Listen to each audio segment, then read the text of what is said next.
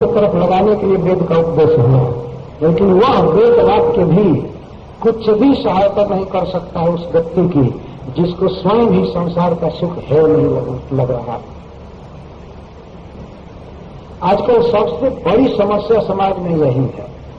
कभी कभी लोग पूछते हैं कि महाराज इतना प्रवचन चल रहा है दुनिया में, इतना मंदिर बना है और मंदिरों में लोगों की संख्या भी बहुत बढ़ती जा रही है, फिर भी लोगों में कोई भी शुद्धि क्यों नहीं,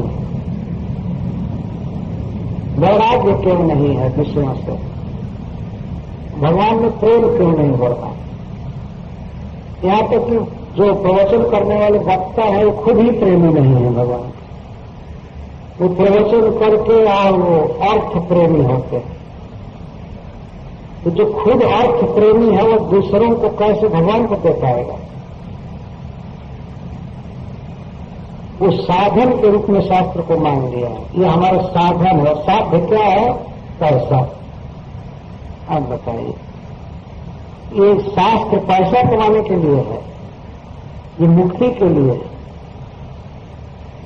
प्रहलाद महाराज कहते हैं कि जितने भी मुक्ति के साधन हैं वे पाखंडियों के लिए या अजितेंद्रियों के लिए जीविका का साधन हो जाता है।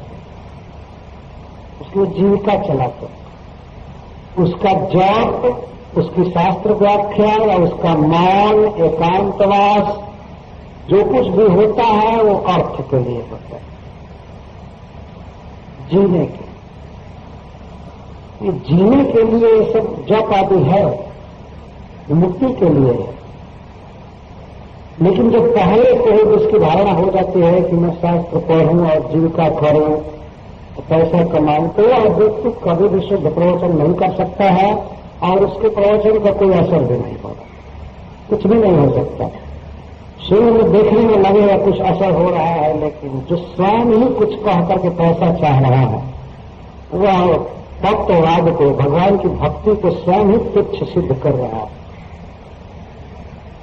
क्योंकि वास्तविक यदि वक्ता है तो इसका मतलब वो कृष्ण को दे रहा है, उस शास्त्र के शब्दों में कृष्ण को दे रहा है।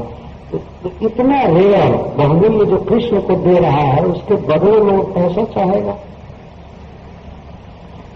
कभी उसकी इच्छा होगी पैसे की, अगर पैसे की इच्छा हो रही है तो वो तो मूंगफली बेच करके भी कोई पैसा कमा लेता है, पान की गुमटी खोल करके भी पैसा कमा लेता है, और भी हजारों जीविका के उपाय है करके कमा लेता है।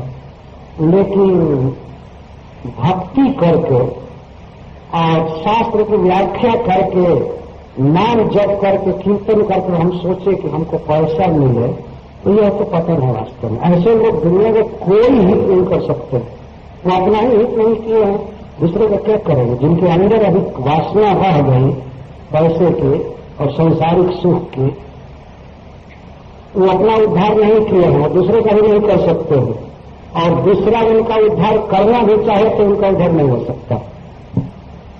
यही बात तो कह रहे हैं, जिसको स्वयं ही गृहस्थी का सुख है नहीं लग रहा है, इंद्रियों का भोग जिसको तुच्छ नहीं लग रहा है स्वप्न की तरह, उसको वेद के वाक्य भी तत्व ग्रहण कराने में समर्थ नहीं हो सकते।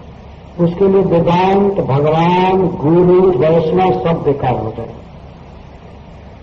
सब मिल करके भी उसको भक्ति नहीं सिखा पाएंगे। जिसके मन में बात बैठी हुई है कि वास्तविक सार है भोग। ये बहुत अच्छी बात बता रहे हैं, पहले अपने को योग्य बनाना पड़ेगा। यदि हम वेद के वाक्यों से हेल्प लेना चाहते हैं तो हमें अपने को योग्य बनाना पड़ेगा, नहीं तो हम ऐसे ही रह जाएंगे। योग्य बनना पड़ता है किसी वस्तु को। प्रभुपाद जी कहा करते थे, फर्स्ट डिजर्व देन डिजायर, पहले योग्य बनो तब इच्छा करो। तो बिना योग्य बने हम इच्छा करेंगे तो इच्छा पूरी होगी नहीं, तो योग्य बनना पड़ता है। तो पहली योग्यता है कि व्यक्ति को बिना सिखाए अपने आप संसार को तुच्छ देखना चाहिए। मशीन की तरह किसी के हृदय में भरा जाए कि तुम समझो कि संसार तुच्छ है, ये तो बायोट को ज्ञान दिया जा रहा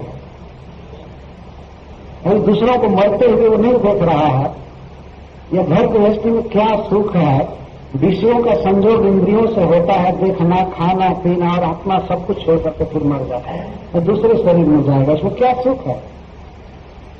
क्या सुख है परिवार में घूमने में या बहुत अच्छा अच्छा कपड़ा पहनने में और संसारिक ऐसी हवा और सब में कोई सुख है? कुछ भी नहीं। लेकिन जब तक किसी को यह सुख तुच्छ नहीं लग रहा है, उसके लिए इस वेद के सारे साधन कर। तो स्वप्न निरुक्त्या गृह में सौख्यम न जस है अनंतम स्वयं साथ। स्वप्न में जो हम सुख देखते हैं वह बहुत जल्दी नष्ट हो जाता है। घर गृहस्थी बनाने का सुख या प्राइम मिनिस्टर बनने का सुख, सपना में प्राइम मिनिस्टर बन गए, कितना देर रहेंगे? नींद खुलते ही सारा संसद भंग हो जाएगा, है कि नहीं? शायद दीपक जो बांटते थे अपने अपने मंत्रियों को भी गायब हो जाएगा और जहां है वहीं जाएंगे। सपना में प्राइम मिनिस्टर बना तो जैसे तो अपने आप समझ में आ गया ये तुच्छ का क्षणस्थायी था और वास्तव में नहीं था। इस तरह से सुख संसार का वास्तव में है नहीं, और भास भी रहा है तो वो भी थोड़े काल के लिए भासेगा, हमेशा नहीं रहेगा। इस तरह से प्रत्येक व्यक्ति को समझना चाहिए अपना दिमाग लगा करके कि संसार का भोग तुच्छ, तब उसको तत्व ग्रहण कराया जा सकता है। यह बात जब भरत जी इसलिए कह रहे हैं कि राजा रघुबर ने कहा कि वेद पढ़ने वाले लोग भी तो कर्मकांड में रहते हैं, तो इसका उत्तर देते हैं कि पहले से ही उनके मन में वैराग्य नहीं रहता, इसलिए वेद पढ़ करके भी वो उसी तरफ ढलते हैं, संसार की तरफ ढलते हैं। वास्तविकता है संसार में देखिए जितनी भी संस्थाएं हैं संसार में, जितना परिवार है, सब मिल करके अलग अलग मतलब आपस में परिवार मिलकर संघ मिल करके पूरा प्रयास कर रहा है। किस लिए? गृह में भी सौख्य। जितने स्कूल में लड़के पढ़ रहे हैं, कॉलेज में पढ़ रहे हैं लड़के, वो पढ़ाई क्यों कर रहे हैं? मुक्ति के लिए नहीं है, उसका कोई यूज ही नहीं है मुक्ति के, कुछ जीविका के लिए, कमाने के लिए, बाद में एक अच्छा गृहस्थ बनने के लिए, सुख भोग के लिए। उनकी यही योजना है, आगे हम सुख भोगेंगे, पढ़ लिख लो। सारा संसार इसी में है, सारा मानव समुदाय, और मुक्ति के लिए कोई प्रयास नहीं। स्कूल कॉलेज में एक भी प्रोफेसर भक्त नहीं है जो लोगों को सिखाए कि ठीक है एक एक मानो रोज जॉब भी किया करो,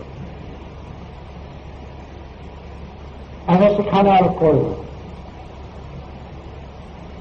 उस काम के भक्त लोग कुछ करते हैं तो लगता है समाज में जैसे जबरदस्ती कर रहे हो सरकार के साथ और सबके साथ। कभी कभी तो लोग कह देते हैं ये सेकुलर स्टेट है, इसमें आप लोग ये क्या दे रहे हो? सेकुलर स्टेट है, मतलब दुख पाने का स्टेट है, ये भगवान के लिए नहीं है। भगवान का संबंध तो सबके साथ। तो अपने आप आध्यात्म विकास चाहने वालों को अपने आप ये साक्षात्कार करना चाहिए कि संसार का सुख है। यह धारणा करके भक्ति करेंगे तब विकास करेंगे। यदि मन संसार के लिए लोलुप रहेगा तो भक्ति में उत्साह भी नहीं रहेगा और हम साधन कर भी नहीं पाएंगे। उत्साह भगवान के लिए होना चाहिए। तो इस प्रकार से प्रपंच को असत्य कहा है। ये जो भी संसार है